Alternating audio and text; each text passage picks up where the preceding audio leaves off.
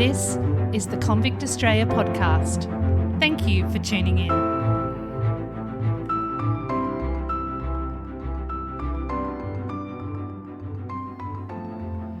Under the cover of darkness, Peter quietly slipped into the stolen boat and steadied it, waiting for his friend William to climb in. Using the paddles, he silently pushed off the wharf. The little wooden boat glided across the moonlit water. It was nearing midnight on a balmy summer's evening in February 1821 when he dipped the oars into the water and began rowing out to the Dromedary. The Dromedary loomed large and cast a dark shadow across the harbour. He pulled up alongside the great ship, finding a spot to scale it. Once on deck, the two convicts moved about stealthily, infiltrating the hold undetected. Finding a secluded nook, they hunkered down. Peter's heart was pounding within his chest, too anxious to sleep, though his body begged for rest. When the sun rose the next day, the ship sprung to life.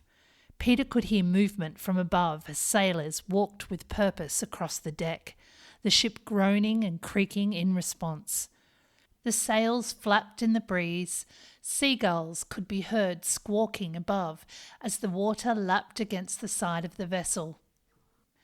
Anxiously they waited, convinced that the ship would soon set sail for England, hoping that it would sail out before they were discovered missing from their posts. It had been several years since either one of them had been free. Peter Penney had arrived on the Tottenham towards the end of 1818. He had been tried in Northumberland Assizes for robbing a house and was sentenced to 14 years. William White was living in Harrowweald Common in London. He had been found guilty and sentenced to death. He and his friend John Reed had stolen a sheep, killed it, and taken it back to their houses. His sentence was later commuted to 7 years. Peter knew his way around boats, as he had been working as a shipwright when he had been arrested. He could tell from the noises above and the increased movements of the sailors that they were preparing to leave. A smile spread across his face as he heard the familiar sound of the anchor being hoisted up. Relief washed over him as they felt the ship pull away, and they smiled at each other excitedly. Peter could feel the ship picking up speed as the wind caught the sails. It sailed past Rose Bay, Shark Island, and had just cleared Watson's Bay when suddenly the ship lurched and came to a grinding stop. William and Peter were thrown forward. They heard thuds and cries of other passengers as the ship groaned and creaked, pitching to one side. William looked at Peter in alarm. The ship had run into a sandbank on the north side of a rocky reef. The reef was known to locals as the Sow and Pigs. As the ship shuddered under the weight of its sudden immobility and tidal pull of the sea, Peter could hear the crew scrambling desperately to set her free. He tried to calm William's rising panic, but he too was terrified. The eerie sound of the ship scraping against the sand sent a cold shiver down Peter's spine. If the ship were to break apart, they would be doomed. Over the next hour, the crew worked at freeing the ship until it finally pulled away. To the great relief of everyone on board, it had not incurred any damage. When they were a safe distance from the reef, the anchor was dropped as they waited for another favourable wind. Governor Lachlan Macquarie paid a visit to the ship to congratulate the crew and bid a final farewell to Commissioner Bigg, who had sought passage on the ship. With every passing minute, Peter and William worried that their absence in the colony would be noticed and the vessel would be searched. They spent a restless night stressing about their predicament. The ship lay in anchor for another day and night. That evening, Governor Macquarie returned. Peter was convinced that this time he had come on board to alert the crew of potential stowaways, but no search was conducted. Finally, the next morning they heard the anchor being hoisted up and the Dromedary set sail once more. It cleared the heads at around 8 a.m. They sat in the dark, feeling the ship sway to the rhythm of the waves.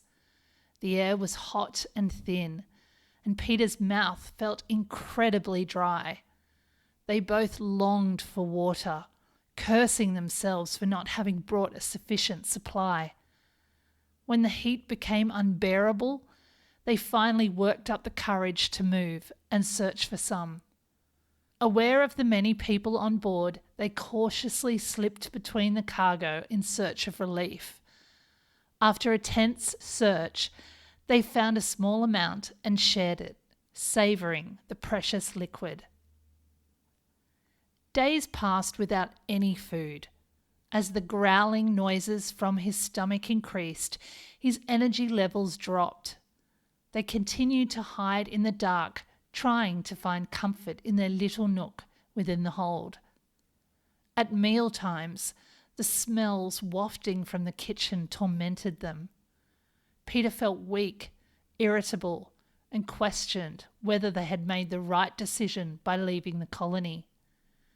He slept more and more, waking in a state of confusion, feeling lightheaded, anxious, and depressed.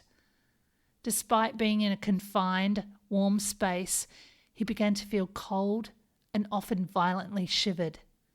He wondered how much longer they could go on without food. By the 8th day, their bodies were slowly shutting down.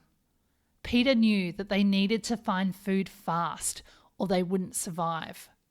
Struggling to pull themselves to their feet, they stumbled through the darkness.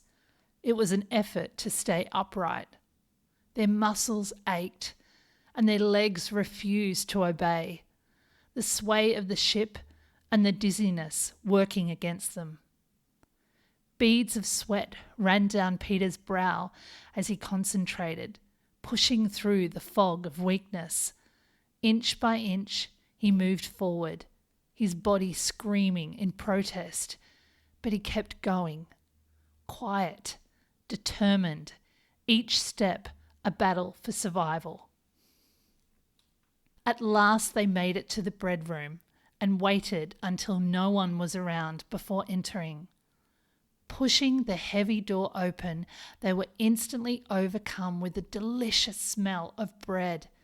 It took every bit of willpower he possessed not to grab great chunks of bread and stuff them greedily into his mouth. They had discussed a plan before entering and had agreed that they could only take a small amount. The last thing they wanted was for anyone to notice anything was missing, as the ship might be searched and they would be discovered. Their desire for freedom was stronger than their desperation for food. They took a modest amount and quickly left the room, stealthily crossing the ship to get back to their safe little nook. Their plan had been to make it to Rio de Janeiro and slip out of the ship at night unnoticed. Most ships stopped at Rio on their way to and from England. It was a great opportunity to stock up on fresh water and tropical fruits. However, when weeks turned into months, Peter realised to his horror that they had passed Rio and were heading straight to England. They had both lost so much weight and were getting weaker by the day. He wondered how much longer they could go on like this and felt anxious about how they would get off the boat unseen in England. Over the next 17 weeks, they remained out of sight. Only when they were absolutely desperate for food and water did they risk coming out of their hiding place. By now, they were familiar with the movements of the sailors and other passengers and waited till they were confident they would not be detected. Peter tried to move about silently, but they were in such a weakened state, Every step was a challenge, and more than once he or William stumbled, making loud noises.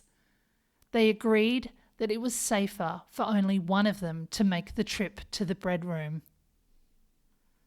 Staggering through the hold on his way to get food, William was spotted by a soldier.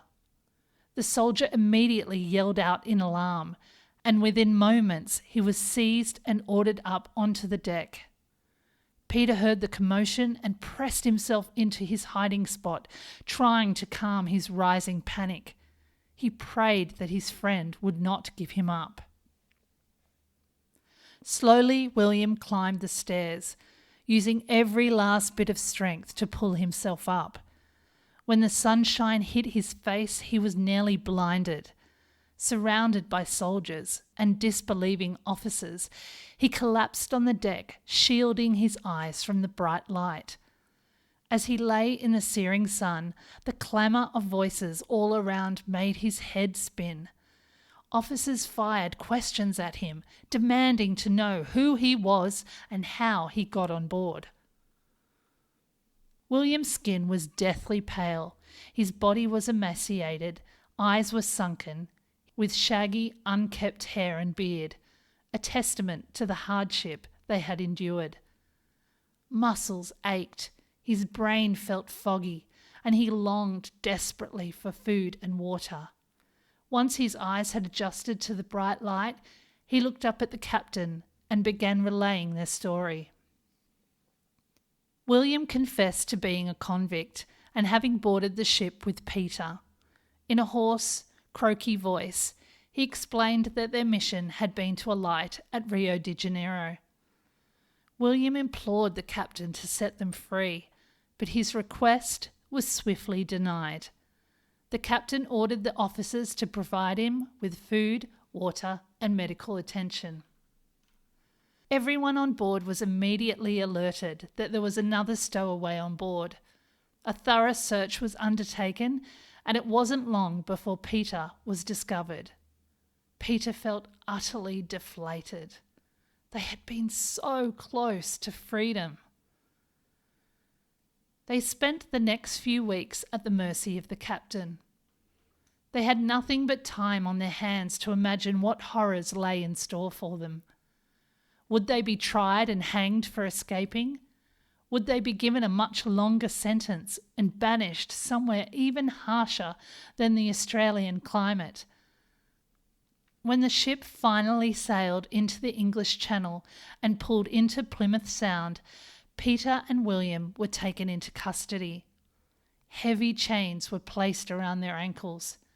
They shuffled off the ship and were led to prison to await their fate. Peter sat in a dark cell, watching the rats scurry around freely between the iron bars. About a week passed before they were brought before a magistrate who told them they would be sent to Exeter for their trial. As he stood before the judge, Peter's legs began to shake. His breath caught in his throat, and every muscle tensed in his body as he waited for the judge to deliver his fate.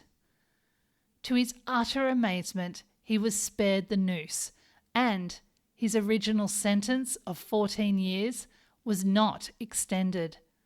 Instead, the judge ordered him to be transported back to Australia to serve out his original sentence. The news was bittersweet. The hardships they had endured had all been for nothing. On the 1st of November 1821, Peter was taken out of Devon County Jail and sent to Portsmouth to await transportation. He and William spent 5 long months in prison and then a further 4 months at sea travelling back to Australia. When they arrived, they were both sent to Port Macquarie, a secondary punishment site. Peter never gave up his dreams of becoming a free man. He was assigned to working on the boats, and in 1824, when an opportunity presented itself, he and 6 other convicts took over a ship called the Isabella and set sail. William, may have been one of those convicts. They were never heard of again.